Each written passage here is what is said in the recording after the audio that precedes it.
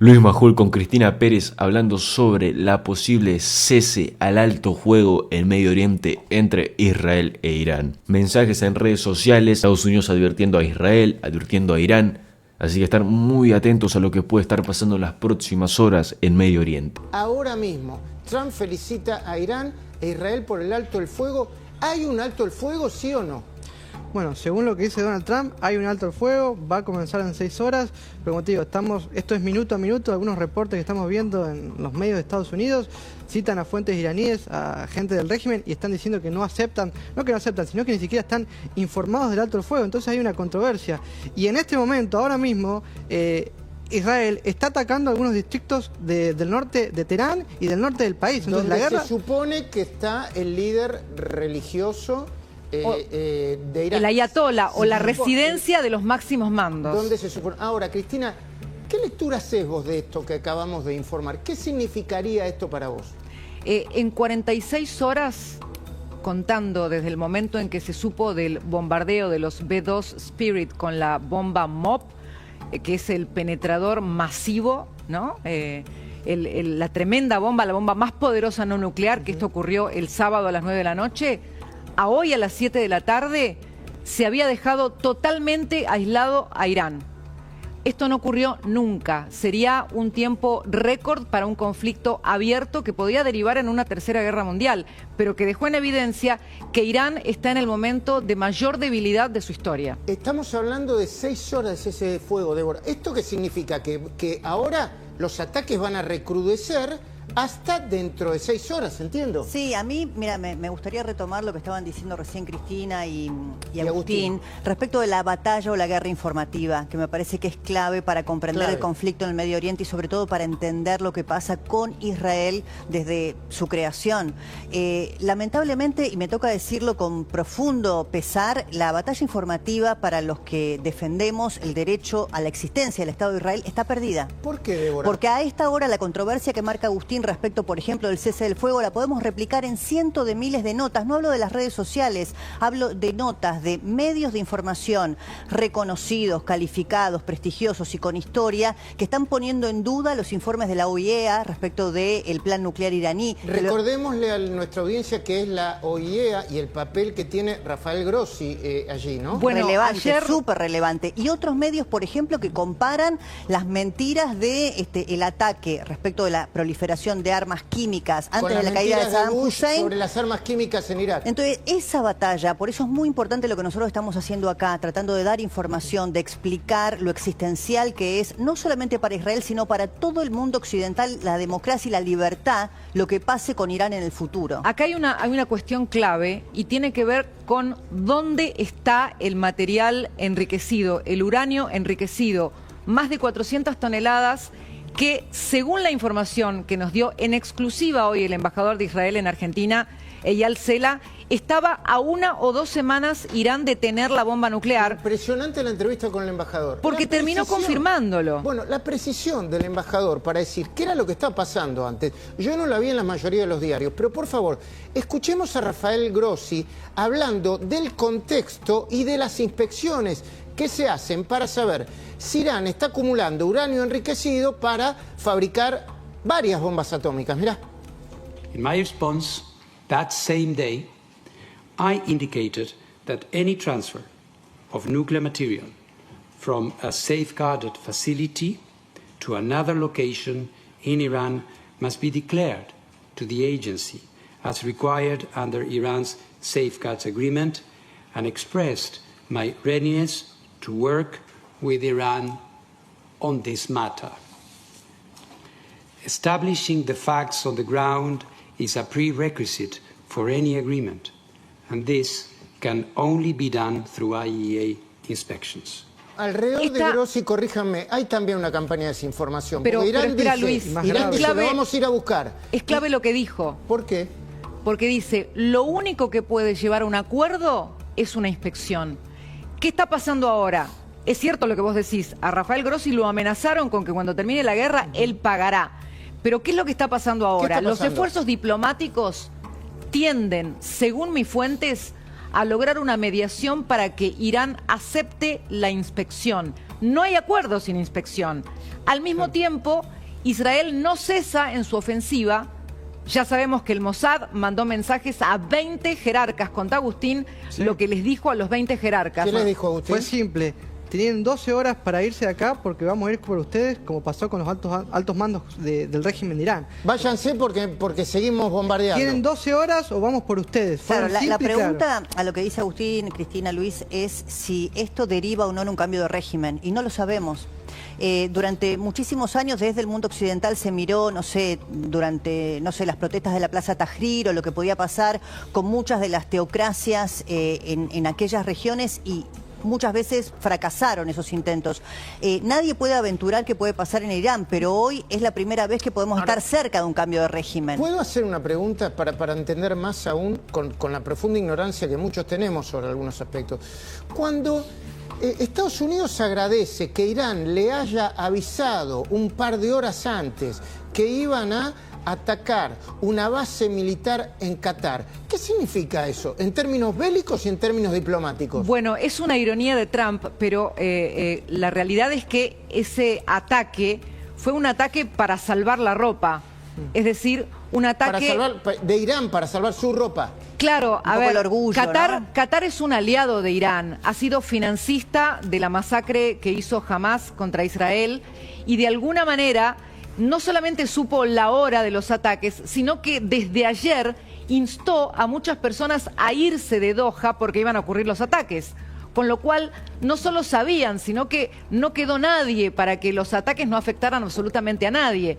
Lo que dice Trump es: gracias por avisarnos del ataque, como pensábamos iba a ser muy débil, entonces ahora le pueden abrir camino a la paz. Lo que está diciendo Trump es: ya sabíamos que no tienen con qué hacer una represalia, o sea que quedaron fuera del sistema. Otro elemento importantísimo, Cris, para que todos entendamos. Hay una nota hoy del Washington Post que está en La Nación, que yo les recomiendo que las lean a todos. Sí. Son 7 minutos de lectura, 7, 9 minutos de lectura. Donde dice que todo comenzó en octubre del 2023 con el ataque a destiempo de Hamas en la Franja de Gaza, que fue el peor ataque contra los judíos en el mundo y en Israel después del Holocausto, ¿no? Porque hubo una falla en el timing y todo esto desencadenó un avance de Israel sobre Irán que era la peor de las hipótesis para Irán, sus aliados y sus proxies, ¿no? Vos sabés que hoy nos dijo también en exclusiva, entiendo, porque no se sabía, Agustín, el embajador de Israel en Argentina, que existe una carta de Sinwar, que fue el arquitecto de la masacre de Israel, donde le pide perdón a Irán.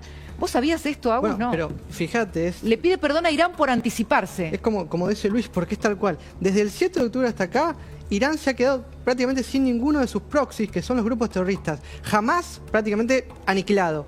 Hezbollah, fíjense que ni siquiera se quiso meter en estos días la guerra. Los hutíes en Yemen, todos aniquilados. sus líderes asesinados, ¿no? Todos sus líderes muertos. Y aún así, vuelvo con la idea de Débora. Hay una pelea por la información que en este momento, ¿por qué sí que la está perdiendo Para Israel está perdida. Mira, lo digo con todo dolor. Los Estados Unidos, mira, mi hermano nació en Israel, mis padres vivieron en Israel, mi padre fue médico en el hospital de Ashkelon, que es una ciudad que ahora todos conocemos porque muchos de los medios van a cubrir desde allí. Está perdida porque somos pocos los que defendemos y defendemos la posición de Israel y el derecho a su existencia. No estamos discutiendo otra cosa. Débora, si vos Irán... ves la prensa del mundo, no pasa. Lamentablemente, Cristina, lo digo con todo el dolor del alma. Hay un poquito de así como te digo una cosa, te digo la otra. Si Irán hubiera tenido con qué contraatacar, lo hubiera hecho y no pudo.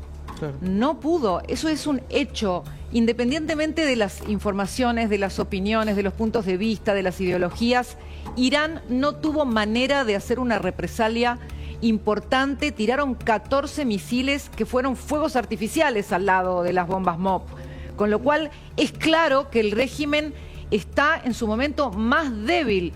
Si les gusta o no, veremos cuándo están decididos a aceptar la realidad. Sí, hay algo importante que vos creo que el otro día lo mencionabas, que son las declaraciones de un altísimo dirigente alemán que decía: Israel está, respecto de Irán, haciendo el trabajo sucio que muchos países de Occidente hace mucho tiempo están mirando por la amenaza que es Irán para las democracias liberales del mundo. Permitió cambiar el eje informativo, si me permitís, lo que pasa en Irán respecto de Gaza, por un momento, ¿no? Porque las miradas del mundo están puestas en lo que pasa en Irán. Obvio.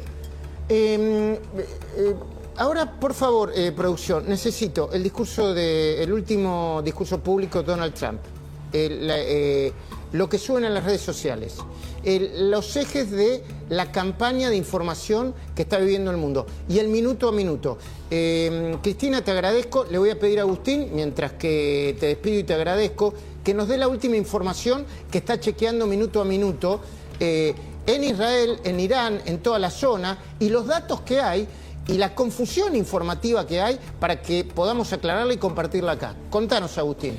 Bueno, tal cual lo dijimos hace algunos minutos, en este momento, después de que Trump haya anunciado el cese al fuego, este acuerdo de cese al fuego entre Israel e Irán, hay muchas particularidades. Primero, en lo que tiene que ver con el sector iraní, incluso algunas agencias de comunicación que son del Estado iraní están negando el cese al fuego, no lo están aceptando. Varios de los seguidores, que son bastante extremistas del régimen islámico, tampoco están muy de acuerdo. Entonces, yo lo tomaría con pinzas. Sí, ¿a dónde puede llegar, no? ¿Te puedes quedar unos minutitos más, Agustín? Y le agradecemos a Cristina también, ¿no? Muy interesante compartir con él. Débora, compartamos a Trump anunciando el cese de fuego entre Irán e Israel. Yo entiendo que es un pedido de cese del fuego. Veámoslo para ver de qué se trata. Dale. This cannot continue. There will be either peace or there will be tragedy for Iran far greater than we have witnessed over the last 8 days. Remember, there are many targets left. ¿Es un cese del fuego o es un ultimátum, Débora? Bueno, ¿habrá paz o habrá tragedia para Irán? Sí, lo pone en esos términos, ¿no? Paz o tragedia, y un poco también lo decía el premier Benjamin Netanyahu, ¿no? Cuando hablaba de la necesidad de golpear primero para después tener la paz. Habrá que ver, Trump es impredecible también e imprevisible en la toma de decisiones. Estamos hablando de un líder con estas características, por lo tanto es muy difícil hacer predicciones respecto de lo que puede pasar. Irán también, es cierto, tiene una enorme debilidad interna, cosa que antes no había pasado, y en el juego geopolítico es de tal complejidad que escuchamos hace pocas horas también a Vladimir Putin hablar y condenar el ataque contra Irán, pero hay que entender que Benjamin Netanyahu y Vladimir Putin tenían una buena relación, sobre todo por la enorme cantidad de judíos rusos que fueron a Israel, que son una enorme comunidad hoy, y esa relación se rompió después de la invasión rusa a Ucrania. Es muy complejo realmente. Claro que sí. Yo en unos minutitos más voy a hacer un comentario muy cortito vinculado con el impacto en la Argentina. Hay una fantasía acá, una fantasía kirchnerista, ya están empezando a hablar, de que si se prolonga la guerra puede perjudicar y mucho al gobierno argentino. Puede hacer caer en su fantasía, como la fantasía de los pochoclos, al gobierno, al modelo económico de Milei. Dentro de un ratito vamos a hablar de eso, pero compartamos lo que acaba de decir Netanyahu, porque también es muy relevante para que entendamos todos. Dale. Congratulations, President Trump. Your bold decision to target Iran's nuclear facilities with the awesome and righteous might of the United States will change history. It has done what no other country on earth could do. History will record that President Trump acted to deny the world's most dangerous regime the world's most dangerous weapons. His leadership today has created a pivot of history that can help lead the Middle East and beyond to a future of prosperity and peace. President Trump and I often say, peace through strength. First comes strength, then comes peace. President Trump, I thank you. The people of Israel thank you. The forces of civilization thank you. Ahora, Agustín, enseguida presento a la mesa que tenemos hoy con mucha información también vinculada con lo que está pasando acá. Trump y Netanyahu están estableciendo una estrategia conjunta o cada uno va por su lado y de vez en cuando se encuentran, Débora? No, pareciera que es una estrategia conjunta. De hecho, para Israel fue una noticia de primer orden y de relevancia que Estados Unidos decidiera atacar las bases nucleares de Irán, que lo hicieran esta operación que, según las primeras informaciones, ha sido exitosa respecto de poder menguar el poder nuclear iraní. Entonces, para el gobierno de Benjamin Netanyahu es muy importante porque tiene un poderío militar Estados Unidos mucho mayor que el de Israel, y poder destruir la capacidad nuclear de Irán era relevante de primer orden, y eso fue la operación que se hizo en estas horas por parte de los Estados Unidos. Ahora le voy a pedir a Agustín Antonetti que se fije en su excelente navegación internacional qué es lo que está pasando ahora, del lado de Israel y del lado de Irán. Pero antes, escuchemos y repasemos lo que le dijo, leamos juntos, lo que le dijo Trump a sus fuerzas en general para, yo supongo que contagiarles optimismo. Felicitaciones a todos. Israel e Irán han acordado plenamente que habrá un alto al fuego, toda mayúscula, ¿no? Total, en aproximadamente 6 horas. Esto es de hace 1 hora aproximadamente. Cuando ambos países hayan complementado sus misiones finales, durante 12 horas, momento en el cual se considerará que la guerra ha terminado. Oficialmente, Irán iniciará el alto al fuego y a las 12 horas Israel lo iniciará y a las 24 horas el mundo anunciará oficialmente el fin de la guerra de los 12 días. Durante cada alto al fuego, la otra parte se mantendrá pacífica y respetuosa. Suponiendo que todo funcione como debería, que así será, felicito a ambos países, Israel e Irán, por su resistencia, coraje e inteligencia, para poner fin a lo que debería llamarse la guerra de los 12 días, se insiste con el concepto. Esta es una guerra que podría haber durado años y destruido todo Oriente Medio, pero no lo hizo y nunca lo hará. Que Dios bendiga a Israel, que Dios bendiga a Irán, que Dios bendiga a Oriente Medio, que Dios bendiga a los Estados Unidos de América y que Dios bendiga al mundo. Donald Trump, presidente de los Estados Unidos, Débora. ¿Cómo hay que leer esto? Mira, a mí me parece que Donald Trump está intentando erigirse en este momento como el eje central de lo que él dice en este mensaje es el fin de un conflicto que podría haber llevado años y que para él puede nombrarse como guerra de los 12 días. Supongo que lo hace en una especie de émulo de lo que fue la guerra de los 6 días para el Estado de Israel. Sí. De modo que me parece hasta acá es una intención del presidente Donald Trump todavía no efectivizada en los hechos. No tenemos nosotros todavía información respecto de que ni desde el lado de Israel ni desde el lado iraní confirmen que esto ha finalizado y que se vayan a sentar a dialogar como dice Trump. Enseguida se suman a nuestra mesa Diego Velar y Pilar Raola, que nos va a decir si esto es una amenaza, un aviso, propaganda, desinformación o información pura. Hasta ahora, Agustín Antonetti, ¿qué es lo que está pasando de un lado y del otro ahora mismo, en el medio de la guerra, en el escenario de la guerra? Contanos. Sí, tenemos información de último minuto porque, bueno, esto es minuto a minuto. Reuters está reportando principalmente que habló con algunos oficiales iraníes y al parecer habían aceptado. La CNN reporta otra cosa, esto lo reporta Reuters. A ver, un segundito, es muy importante esto, es lo que dice Débora, ¿eh? A ver. Reuters, por un lado, reporta que los iraníes fueron comunicados y habrían aceptado la propuesta de Trump.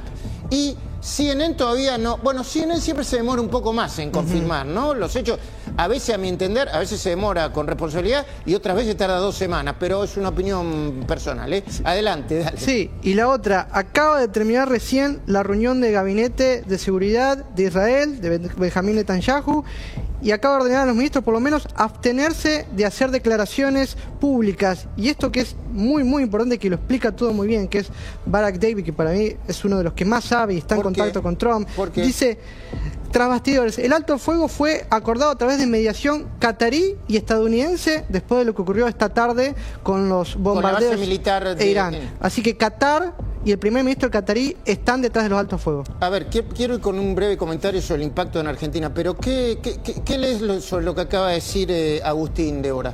Bueno, me parece que todavía es incipiente la información para poder darla como un hecho ya confirmado, ¿no? Confirmado. Respecto del alto el fuego, de la aceptación por parte de Israel y de Irán.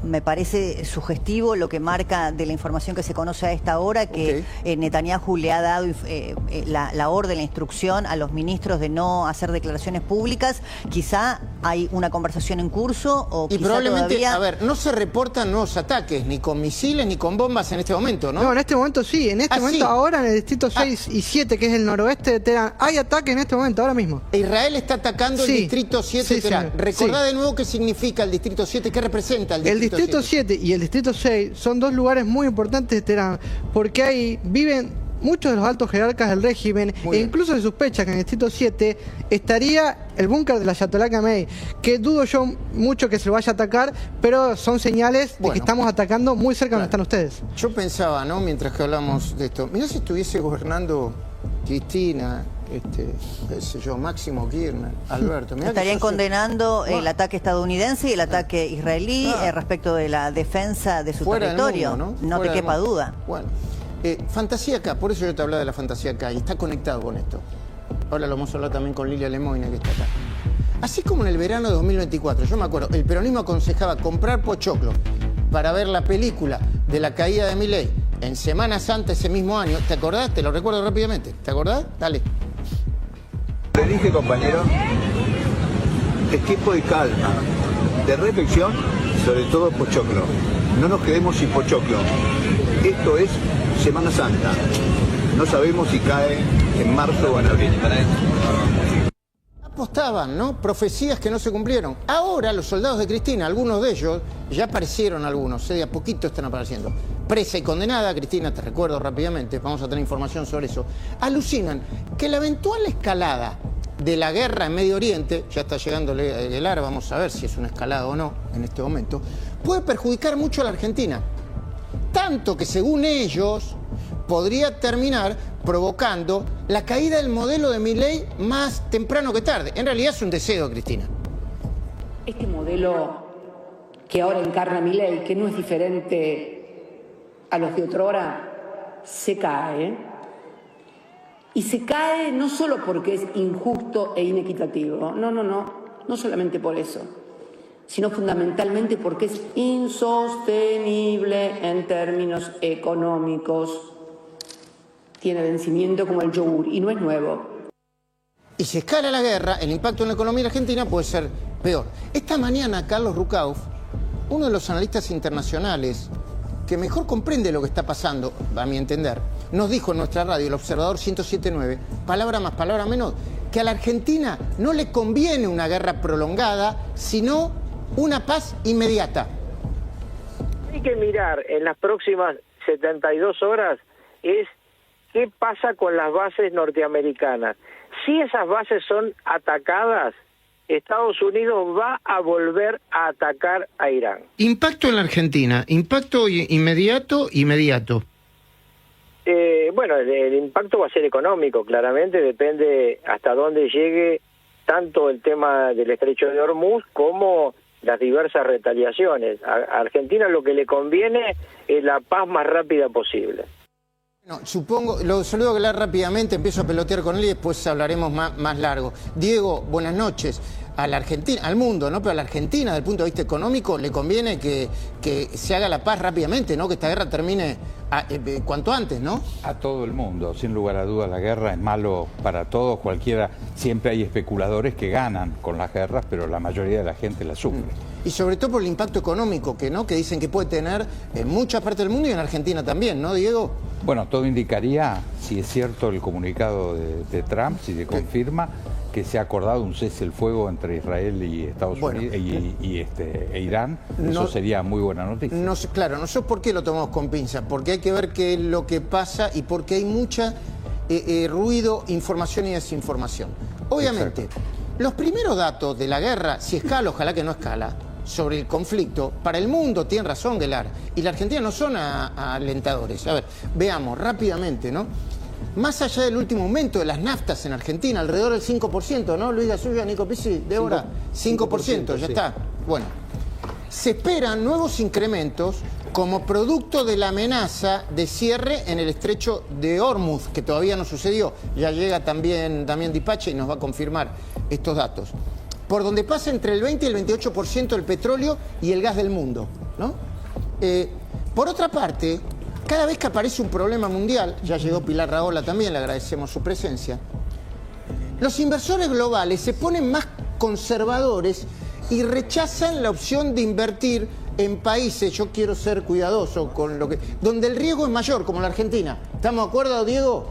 Es un país todavía, lo tienen que subir probablemente mañana a la categoría emergente, ¿no? Pero estaba fuera de los sistemas. Luis, hay que recordar que tenemos 22 acuerdos con el Fondo Monetario incumplidos y 8 defaults declarados. Así que tenemos una acumulación de falta de confianza de muchos años. Bueno, de esta manera, por ejemplo, si sigue la guerra, ojalá que no, los bonos soberanos argentinos podrían seguir cayendo, como sucedió en las últimas 24 horas. Luego, como consecuencia del incremento de los combustibles, la inflación que venía con una fuerte tendencia hacia la baja, si ya lo armamos a Dipache, le quiero preguntar, desaceleraría, ¿cómo decirlo?, su descenso. Pone a Sofía Diamante hablando del tema de las naftas, dale.